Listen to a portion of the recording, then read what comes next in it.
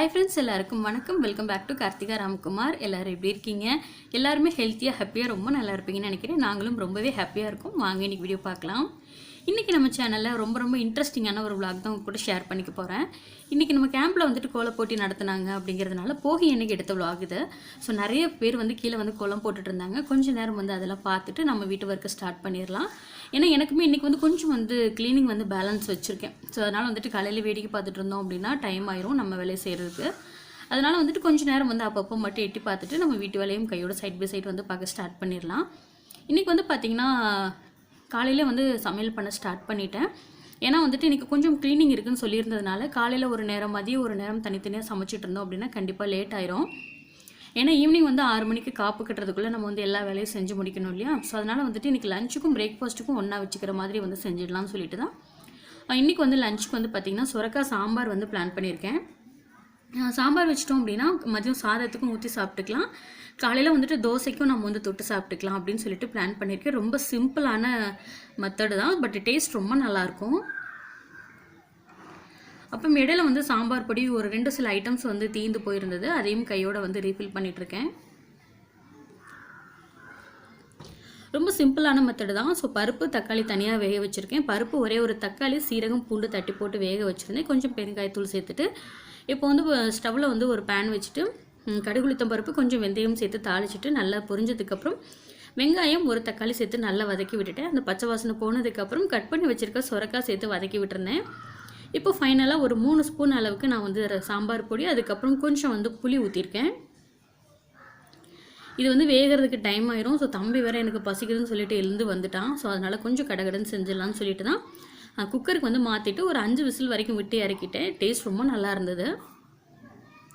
இன்னைக்கு காலையில பிரேக்ஃபாஸ்ட் வந்து பாத்தீங்கன்னா கோதுமை தோசை தான் வந்து பிளான் பண்ணிக்கிறேன். கோதுமை மாவு வந்து கொஞ்சம் சேர்த்துக்கிறேன். அரிசி மாவு வந்து பாத்தீங்கன்னா ஒரு 3 ஸ்பூன் அளவுக்கு நான் வந்து அரிசி மாவு சேர்த்துக்கிறேன்.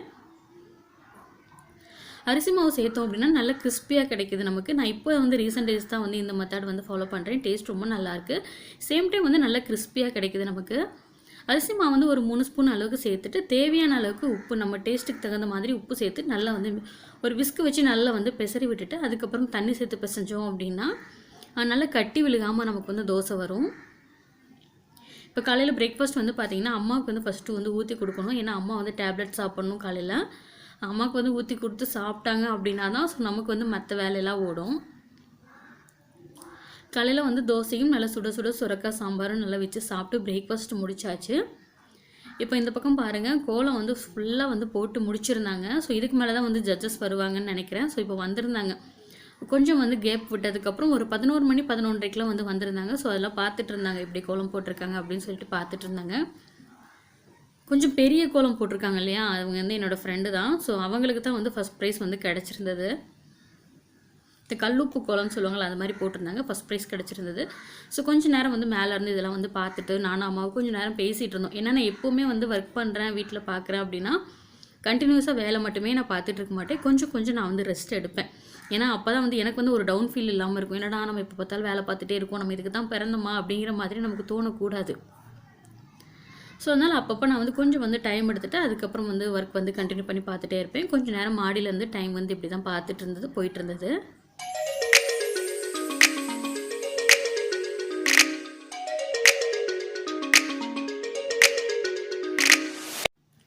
அப்புறம் கீழ வந்துட்டு வீடு வந்து மாப் போட்டு விட்டுருந்தேன். சோ அது காயற கேப்ல தான் மாடியில நின்னு பார்த்துட்டு இருந்தேன். சும்மா போய் நிக்கல. மாப் போட்டுருந்தேன். வீடு ஃபுல்லா நல்லா க்ளீனா காயட்டும், கால் படாம இடத்துல காயட்டும் அப்படின்னு சொல்லிட்டு ஃபுல்லா வீடு மாப் போட்டு விட்டாச்சு. வீடு கிச்சன் பெட்ரூம் எல்லா இடத்துக்கும் வந்து நீட்டா மாப் போட்டு விட்டாச்சு. அம்மா வந்து கரெக்ட்டா அப்ப டைம் வந்து பாத்தீங்கன்னா 4 o'clock மேல ஆயிடுச்சு. நான் அம்மா வந்து வாசல் தெளிக்கிறதுக்கு ஸ்டார்ட் பண்ணிட்டாங்க. ஏன்னா இன்னைக்கு கொஞ்சம் கலர் கோலம்லாம் போடுவோம் இல்லையா? அம்மா வீட்ல வந்து எப்பவுமே வந்து கலர் கோலம் தான் போடுவாங்க. ஏன்னா அம்மா வீடு வந்து கீழ வந்து கிரவுண்ட் ஃப்ளோர் தான் அப்படிங்கிறதுனால நம்ம இஷ்டம் தான் என்ன கோலம் வேணா போட்டுக்கலாம். பட் நம்ம இங்க வந்து அபார்ட்மெண்ட்ல இருக்கோம் அப்படிங்கிறதுனால நம்ம வாசலுக்கு தகுந்த மாதிரி தான் குட்டியா போட்டுக்க முடியும். இப்போ மதியம் வந்து சாதம் வந்து வச்சிருக்கேன். எனக்கு சாப்பிடுறதுக்கே டைம் வந்து 3:30க்கு மேல ஆயிடுச்சு. சாதம் வந்து இப்பதான் வச்சிருக்கேன். ஏன்னா துணி துவைக்கணும், சோ விளக்கெல்லாம் விளக்கணும் அந்த மாதிரி வர்க் வந்து அடுத்தடுத்து அப்படியே இருந்துட்டே தான் இருந்தது. நான் சாப்பிடும்போது டைம் வந்து பாத்தீங்கன்னா கரெக்ட்டா 4:30க்கு மேல ஆயிடுச்சு. பட் வேற வழியில ஒரு நாள் தானே அப்படின்னு சொல்லிட்டு விட்டாச்சு. சோ விளக்கெல்லாம் விளக்கி எடுத்துட்டு வந்திருக்கேன். இப்போ கையோடு வந்து விளக்கு எல்லாத்துக்குமே வந்து சந்தனம் குங்குமம் வச்சுட்டு அதுக்கப்புறம் தான் வந்து ஈவினிங் வந்து தீபம் போடுறதுக்கு யூஸ் பண்ணணும். இப்போ வந்து கையோட எல்லாத்துக்குமே மஞ்சள் குங்குமம் வச்சிடலாம்.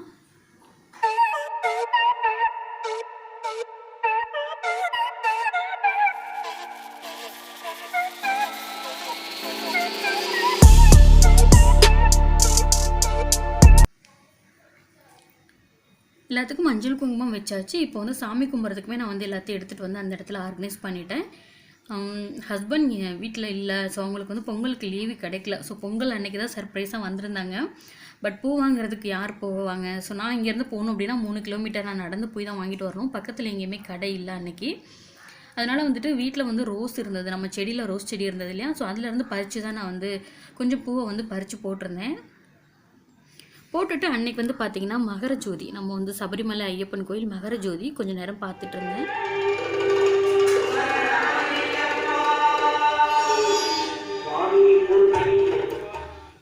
ஜோதி வந்து ஓடிட்டு இருந்தது. ஜோதி பார்க்குற நேரம் அப்படியே உட்காந்துட்டு இருந்தேன். அப்புறம் அம்மா வந்து இந்த பக்கம் வந்து கோலம் போடுறதுக்கு ஸ்டார்ட் பண்ணிட்டாங்க.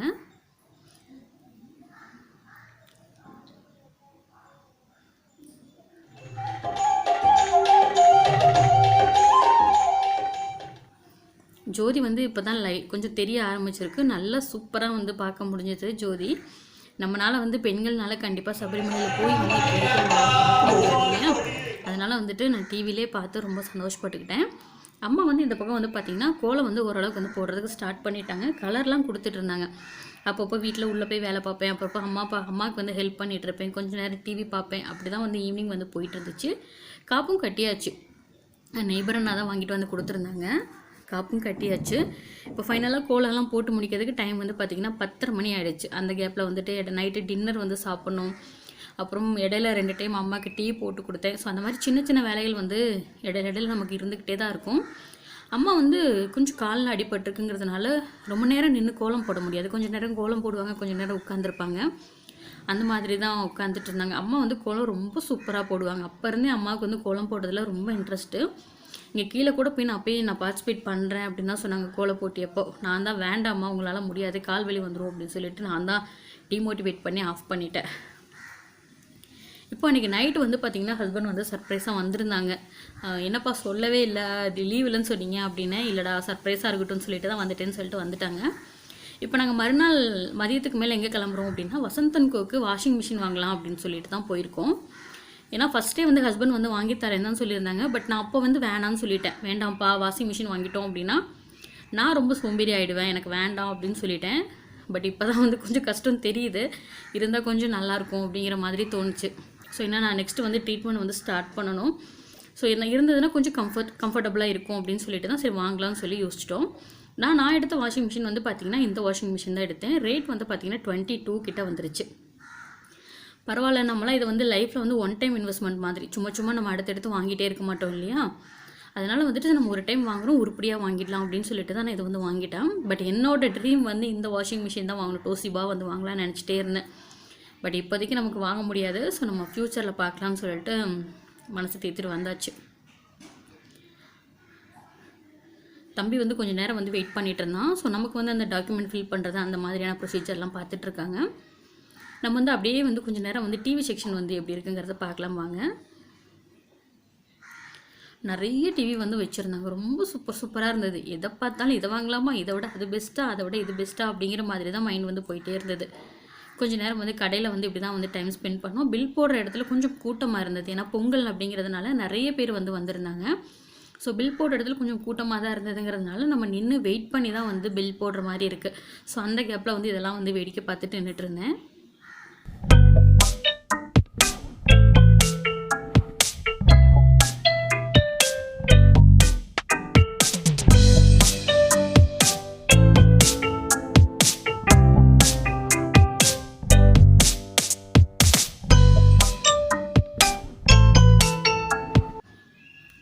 தம்பி வந்து புது ஃபோன் எடுக்கிறதுக்காக வந்து கேட்டுட்டு இருந்தான். சப்போஸ் நம்ம வந்து இஎம்ஐயில் வாங்குறதுனா எப்படி வாங்கலாம், இல்லை வந்து ரெடி கேஷ் பண்ணுறதா இருந்தால் எப்படி பண்ணலாம் அப்படின்னு சொல்லி டீட்டெயில் வந்து கேட்டுட்டு இருந்தேன். கொஞ்சம் நேரம் நானும் அப்படி பார்த்துட்டு ஒரு டீ பஃப் மட்டும் சாப்பிட்டுட்டு வீட்டுக்கு வந்தாச்சு. ஏன்னா அம்மா வீட்டில் வந்து முட்டை குழம்பு வச்சு வச்சுறேன்ப்பா அப்படின்னு சொல்லியிருந்தாங்க. ஸோ அதனால் வீட்டுக்கு வந்துட்டோம்.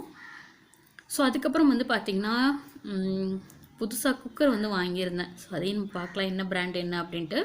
நான் வந்து பழைய குக்கர் வந்து பெருசு ஒன்று சின்னது ஒன்று வச்சுருந்தேன். அது ரொம்ப வந்து பார்த்திங்கன்னா அந்த கைப்பிடியெல்லாம் வந்துருச்சு. ஸோ ஃபுல் அண்ட் வேஸ்ட்டு தான். அது வந்து யூஸ் பண்ணுறதுக்கே ரொம்ப கஷ்டமாக இருக்கிற மாதிரி இருந்துச்சு. நம்ம ஒரு பக்கம் லாக் பண்ணோம் அப்படின்னா அது ஒரு பக்கம் போய் லாக் ஆகிட்டு நிற்கும். ஸோ அந்த மாதிரி நிறைய ப்ராப்ளம் ஆகிடுச்சு. சரி ஓகே அப்படின்னு சொல்லிட்டு 2 குக்கர் இருந்ததுங்கிறதுனால 2யுமே வந்து பழசுக்கு போட்டுட்டு கூட கொஞ்சம் வந்து எக்ஸ்ட்ரா அமௌண்ட்டு போட்டு நாங்கள் வந்து இந்த குக்கர் வந்து வாங்கியிருந்தோம். இது என்ன பிராண்டுன்னு வந்து பார்த்திங்கன்னா ப்ரீமியர் நேத்ரா அப்படின்னு சொல்லிட்டு அந்த பிராண்டு ரொம்ப நல்லா இருந்தது. நாங்கள் பழசு வந்து பார்த்திங்கன்னா ஒரு 350 சம்திங் இருந்தது. இதோட ப்ரைஸ் வந்து 2100 அந்த மாதிரி இருந்தது. ஸோ கொஞ்சம் டிஸ்கவுண்ட்டு அப்புறம் வந்து பழசு இதெல்லாம் எடுத்ததுங்கிறதுனால கொஞ்சம் ஃபைனலாக 1600க்கு வந்தாங்க. ஸோ ப்ரீமியர் நேத்ரா அப்படின்னு சொல்லிட்டு அந்த பிராண்டு தான் வாங்கியிருக்கோம். பட் யூஸ் பண்ணுறதுக்கும் ரொம்ப கம்ஃபர்ட்டாக நீட்டாக அழகாக சூப்பராக வந்து இருக்குது. நாங்கள் எடுத்துருந்தது வந்து பார்த்திங்கன்னா 5 லிட்டர்ஸ் தான். 3 லிட்டர்ஸ் வந்து 800 சம்திங் தான் சொல்லுவாங்க. நாங்கள் எடுத்தது வந்து 5 லிட்டர்ஸ். ஸோ உள்ளே வந்து இந்த மாதிரி நிறைய ஃபெசிலிட்டிஸ் கொடுத்துருக்காங்க. ஸோ ப்ளஸ் வந்து இது வந்து கரண்ட் ஸ்டவ்வில் வந்து வைக்க முடியாது. மெயின் ஒரு ட்ராபேக் என்னென்னு வந்து பார்த்திங்கன்னா இண்டக்ஷனில் வந்து இந்த குக்கர் வந்து வச்சு யூஸ் பண்ண முடியாது. ஸோ இந்த பொங்கல் வந்து எனக்கு ரொம்ப சூப்பராக போச்சு. புதுசாக வாஷிங் மிஷின் எடுத்தாச்சு. அப்புறம் வந்து புது குக்கர் வந்து வாங்கிட்டோம். குக்கர் வந்து யூஸ் பண்ணுறதுக்கு முன்னாடி கொஞ்சம் வந்து நல்லா சுடுதண்ணி வச்சு நல்லா கொதிக்க விட்டு ஒன்ஸ் வந்து நல்லா க்ளீன் பண்ணிவிட்டு அதுக்கப்புறம் நீங்கள் வந்து யூஸ் பண்ணணும் அப்படின்னு சொல்லியிருந்தாங்க. ஸோ அதை தான் பண்ணிகிட்ருக்கேன். இப்போ நைட்டு டின்னர் வந்து பார்த்திங்கன்னா வரும்போது சிக்கன் எடுத்துகிட்டு வந்துட்டோம். ஸோ அதனால் வந்துட்டு இப்போ வந்து சாப்பிட்றதுக்கு வந்து 65 போட்டுடலாம் அப்படின்னு சொல்லிட்டு தான் வந்து போட்டுட்ருந்தேன். சிக்கன் 65 போட்டிருந்தேன். அம்மா வந்து முட்டை குழம்பு வச்சுருந்தாங்கன்னு சொன்னேன் இல்லையா. ஸோ முட்டை குழம்பு, சிக்கன் 65, அதுக்கப்புறம் வந்துட்டு சாதம். இதுதான் வந்து சிம்பிளான டின்னர்.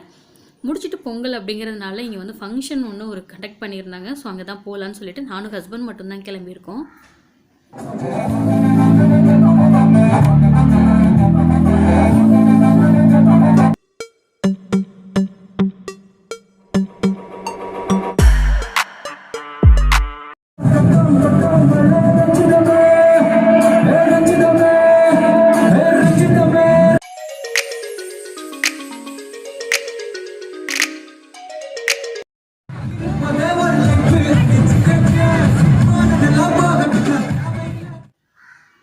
டைம் இப்போவே வந்து பார்த்திங்கன்னா 9 கிட்ட ஆகிடுச்சு. ஸோ எனக்கு கிளம்பணும் அப்படின்னா ஹஸ்பண்ட் வந்து நாளைக்கு கிளம்புறதுக்கு வந்து அவங்களோட ட்ரெஸ்ஸஸ் எல்லாமே பேக் பண்ண வேண்டிய வேலை இருக்குது. ஸோ கிளம்பிட்டு கொஞ்சம் சின்ன வேலையெல்லாம் அவங்க வந்து ரெடி பண்ணி வச்சா தான் காலையில் வந்து கொஞ்சம் கிளம்ப முடியும் சீக்கிரம், ஹரிபரியாக இல்லாமல். அதனால் நாங்கள் வந்து இந்த பாட்டு ஓடிட்டு இருக்கும்போதே கிளம்பிட்டோம். மிஞ்சி போனால் ஒரு 4-5 பாட்டுக்கிட்ட தான் நாங்கள் வந்து உட்காந்து கேட்டுட்டு இருந்திருப்போம். அதுக்கப்புறம் நம்ம கிளம்பிட்டோம். ஏன்னா வேறு வழி இல்லை. ஸோ இந்த டைம் நம்ம போய் தான் ஆகணும். அதனால் கிளம்பிட்டோம்.